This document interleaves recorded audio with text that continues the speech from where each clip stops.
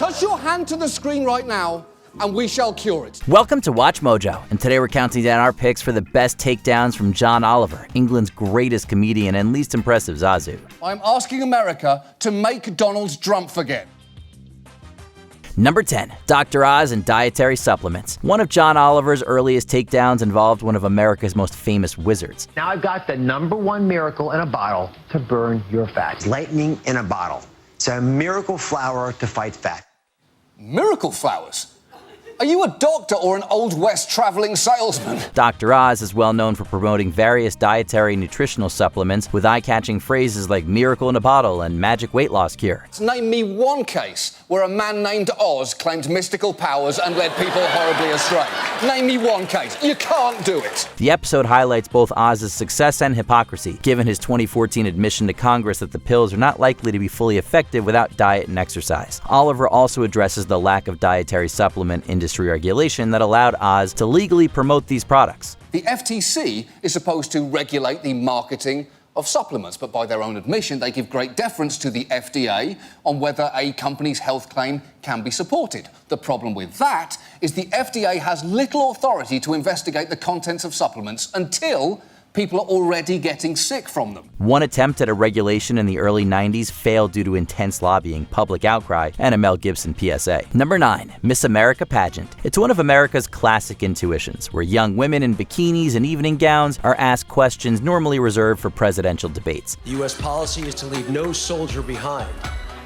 Do you think it's fair to sacrifice or swap lives in order to uphold this policy? What? I totally agree with the guy in the background there. As shown in this episode, its legacy has been tarnished by offensive judging criteria and closed-minded entry requirements. So, to qualify for a scholarship, you'll need to certify not just that you've never been married, but also that you are not now pregnant and never have been. Which, of course, makes sense. Miss America is supposed to be a role model for children. How can she be that if she's got a child in tow who's constantly looking up to her? It's okay, though, because Miss America provides $45 million in scholarships every year. Except we know they use some twisted math and semantics to camouflage the fact they give only a fraction of that. When we contacted Troy, it turns out the pageant got to that $2.6 million by multiplying the value of a single scholarship by 48, the number of competitors who could theoretically accept it. Even though the actual number of contestants who accepted a scholarship that year was, and you are not going to believe this, 0. Kathy Griffin closes out the show by hosting the Miss Last Week Tonight pageant, simultaneously satirizing Miss America and making John really work it. I look at Giuseppe and I want to have sex with him. I look at you and I want to have sex with Giuseppe. Oh, come on, Kathy. I'm a good person, Kathy. Number 8, Brett Kavanaugh. Supreme Court confirmation hearings can often be lengthy, intense, and in the case of Brett Kavanaugh, a complete circus. He was the great quarterback on our football team. And his dad ran workouts. Yeah, he's crying at the memory of lifting weights at his friend Tobin's house. I hate to say it, but I'm starting to think that men might be too emotional for the Supreme Court. Oliver gives a detailed breakdown of some of the hearing's most outlandish moments. We see Kavanaugh getting overly emotional remembering calendars and old workouts, being aggressive when questioned by senators, and spouting conspiracy theories. This allegation was unleashed and publicly deployed over Dr. Ford's wishes. And then, as no doubt was expected, if not planned, came a long series of false last-minute smears. At one point, Oliver even compares the judge's testimony to a cover of Mambo No. 5, moments before mocking him over Rhode Island boat fights. I mean, come on! Do I seem like exactly the type of person who would get into a fight on a boat in Rhode Island? Seriously, you tell me! This is presented in contrast to Dr. Christine Blasey Ford, who testified with composure, even when being unnecessarily questioned on marginally relevant issues. Did you pay for the polygraph yourself? I don't think so. Okay. Do you know who did pay for the polygraph? Not yet, no. Republican senators were not spared either, with Oliver calling out Orrin Hatch's disingenuous or insulting remarks in Lindsey Graham's failed Yellowstone audition. You're looking for a fair process? You came to the wrong town at the wrong time, my friend. Okay, first of all, Lindsey Graham sounds like the least intimidating sheriff in the entire Wild West. You turn back around and get back on your horse, Mr. Man. Number 7. Brexit. The 2016 Brexit referendum sent shockwaves throughout the world. Therefore, it's not surprising that John Oliver dedicated multiple episodes to the topic. On Thursday, the UK faces an in-out referendum on whether to leave the European Union. The videos covered a motley of topics, starting with discussing the initial referendum, the motivations behind it, and its potential consequences. 250,000 dogs and cats go across the British Channel every year, trying to work out how the pet passports work. That would take several months of negotiation. He's right. Clever analogies helped explain the challenges of Brexit's negotiations and a hard or soft Brexit. The final video lamented the perils of a no-deal Brexit and a possible referendum to undo it. So, what happens if there is no deal? Well, first, ironically, there will be a hard border in Ireland, the one thing that everyone agrees they don't want. Throughout his coverage, Oliver lampooned several of the figures involved in Brexit, including Prime Ministers Nigel Farage, Theresa May, and Boris Johnson. The latter got his own segment where Oliver dissected his unruly appearances, behaviors, and political strategies. So how would you get round what's in 5C? I would confide entirely in paragraph 5B, which is Do you know what's enough in 5C? for our purposes. No. Oh, sake! That no was delivered with the confidence of a man who doesn't know what he's talking about, but thinks it doesn't matter. Number 6. FIFA. Oliver has dedicated multiple episodes to untangling the web of corruption that is FIFA, soccer's governing body and World Cup organizer. For American viewers who may never have encountered them, FIFA is a comically grotesque organisation. He describes how FIFA often runs roughshod over World Cup host nations, from reversing public safety laws to creating their own courts and demanding universal tax exemption. By Brazil's own estimates, they're allowing FIFA to forego $250 million in taxes. Somewhere, Wesley Snipes is going, so soccer was the answer. FIFA also retains non-profit status while having $1 billion reserve, a factor that allowed it to fund one of the worst movies of the 2010s. The reviews so far have been phenomenal. The Guardian said that, as cinema, it is excrement. And the New York Times called it one of the most unwatchable films in recent memory. And remember,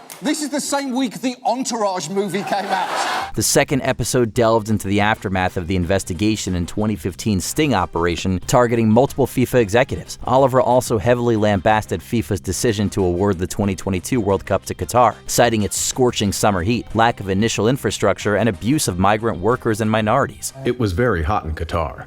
It got up to 52 degrees Celsius the first year I was there. I used to sweat in the exact way as if it was raining from the sky. You know how hot 52 degrees Celsius is? It's 125 degrees Fahrenheit. If you build a stadium in that heat, you should get to own it. Number 5. Tucker Carlson. For years, Tucker Carlson has built a reputation as a pundit asking the tough questions. Well, China's military becomes more masculine as it's assembled the world's largest navy. Our military needs to become, as Joe Biden says, more feminine, whatever feminine means anymore, since men and women no longer exist. This segment breaks down his background, his career, and the dangers of his methods. He's run segments just asking questions, remember, like how exactly is diversity our strength, and has argued not just that it isn't, but that it's a threat to our existence as a cohesive country. The show highlights Carlson's unique skill at delivering white nationalist talking points to a large audience without using racial slurs or outwardly racist statements. Several specific examples are shown, and viewers even see white nationalists praising Carlson and his influence. Last year, when endorsing Trump for president, Duke even suggested that Tucker Carlson should be his VP. Fans of Last Week Tonight know full well that Tucker Carlson is one of John Oliver's favorite punching bags, and this episode was no different. Oliver calls Carlson a performatively outraged wedge salad, a walking yacht club, and a relentless indignant picket fence. Relentlessly indignant picket fence. Number 4. Supreme Court and Clarence Thomas. In this takedown, Oliver discusses the U.S. Supreme Court's long-standing PR crisis. It's true, and it's hard to think of anything people have less confidence in right now, aside from maybe the window seats in Boeing planes. Emboldened by the lack of an enforceable ethics code, multiple justices have accepted lavish gifts or trips without properly disclosing them. When it came to light, he said that he didn't think the rules required disclosing it, and attempted to justify the free private jet flight with a laughable argument. Alito explaining that on that private jet flight, he was in what would otherwise have been an unoccupied seat. Oh, come on! Alito is considered one of the sharpest conservative legal minds, and that's the best he's got? The segment especially focuses on Clarence Thomas, highlighting his disdain for ethical refusal, his friendship with several billionaires, and his beloved RV. Oh no, sorry, excuse us, his motor coach. An RV is normally built on a light truck chassis. A motor coach is a tour bus. I mean, it's old, but it's really nice. Honestly, if Thomas hadn't caused so much human misery, him liking big, comfy trucks that go vroom, vroom would be genuinely charming. Oliver ended the episode with an unbelievable offer for Thomas. Leave the Supreme Court in 30 days in exchange for $1 million a year and a brand new motor coach. Thomas didn't accept the offer, leaving us to imagine what could have been. How is this legal? Number 3, Alex Jones. When John Oliver took on Alex Jones, America's loudest and angriest radio host, viewers got the full context of the man known for peddling some of the nation's most unhinged conspiracies. I don't like them putting chemicals in the water that turn the friggin' frogs gay. Do you understand that? Serious crap. Wow. If he is that upset about a government conspiracy that is not happening, just imagine how upset he's going to be when he finds out about one that actually is. Like the fact that the government is turning raccoons bilingual. They see a savvy businessman using fear and xenophobia to sell products nearly as ridiculous as his theories. There is a super male vitality, super female vitality, Wake Up America Patriot Blend Coffee, Lung Cleanse, Brain Force Plus, something called DNA Force that costs $120 a bottle. Jones often claimed these product sales keep his show afloat while leading a highly successful business. At one point, you see the Walter Cronkite of shrieking gorilla clowns, claiming to wear suits and Rolexes as a bizarre dig on Satanism. So I dress as a Satanist so that I can enter their world and show you that none of it means anything. Oh, bull!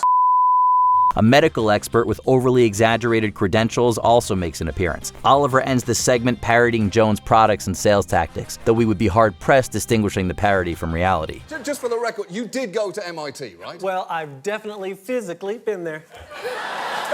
That's essentially the same. That's what I've been telling everybody. Number 2, Televangelists. In one of his more famous episodes, John Oliver highlights the predatory practices televangelists use to elicit donations that amplify their lavish lifestyle. If I want to believe God for a $65 million plane, you cannot stop me. You cannot stop me from dreaming. You cannot stop me from dreaming is not how you ask for $65 million. It's what you scream at your father when he tells you you'll never be a Broadway dancer. I can do it, Dad! You'll see Creflo Dollar dreaming about private jets, Mike Murdoch bragging about private jets, Gloria Copeland disparaging cancer treatment, and Robert Tilton healing people with gibberish. Lupus, you bow to the name of Jesus. You go in Jesus' name. Lupus, you complicated and not especially easy to describe malady, you go, Lupus! You vex us with your foul lupusness, you go! Oliver also starts a months-long letter exchange with Tilton that essentially amounts to the world's most lopsided game of Monopoly. Here's $1 and some oils, now you owe me $50. As of tonight, I have sent him $319 and received 26 letters. That's almost one a week. The donations these ministers receive are also usually tax-exempt, a concept Oliver demonstrated by founding his own church, Our Lady of Perpetual Exemption. The purely satirical and completely legal church lasted about a month and collected thousands of dollars in donations. We need you to sow your biggest seed. That's money. Don't send us seed. That's right, Wanda. Please do not send us actual seed. Because we ain't interested in your seed. We ain't interested.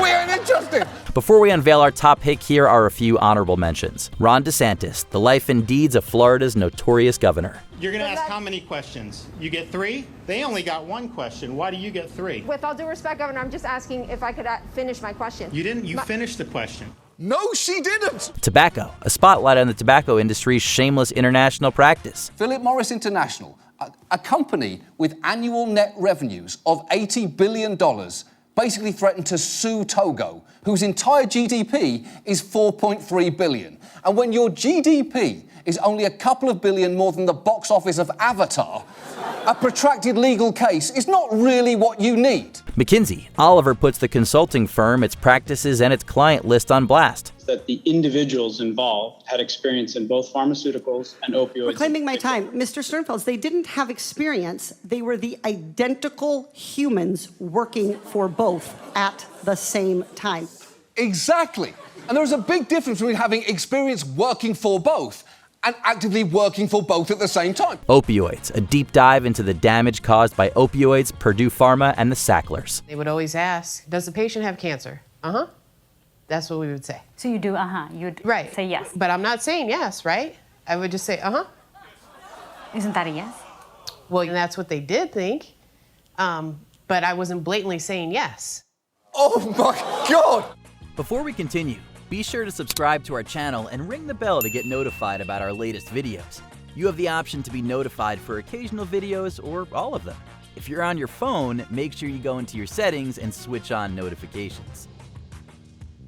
Number 1. Donald Trump. The first Last Week Tonight episode discussing Trump aired in early 2016 when he was first running for president. There is a part of me that even likes this guy. It's a part of me I hate, but it is a part of me. Oliver roasted Trump's chronic dishonesty, business endeavors, and political flip-flopping. Honestly, I don't know David Duke. I don't believe I've ever met him. I'm pretty sure I didn't meet him, and I just don't know anything about him. Really?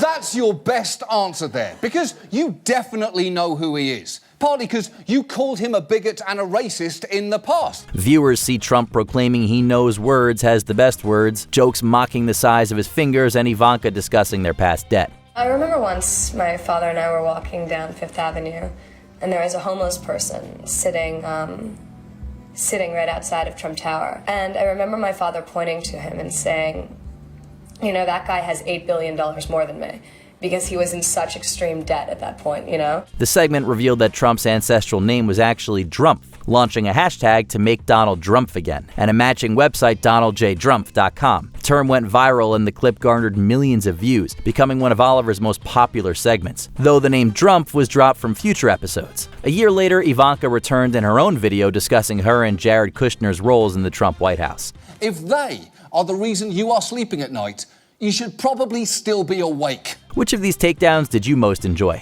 Let us know in the comments below. Your new Brexit negotiator, please welcome Lord Buckethead! Did you enjoy this video? Check out these other clips from WatchMojo, and be sure to subscribe and ring the bell to be notified about our latest videos.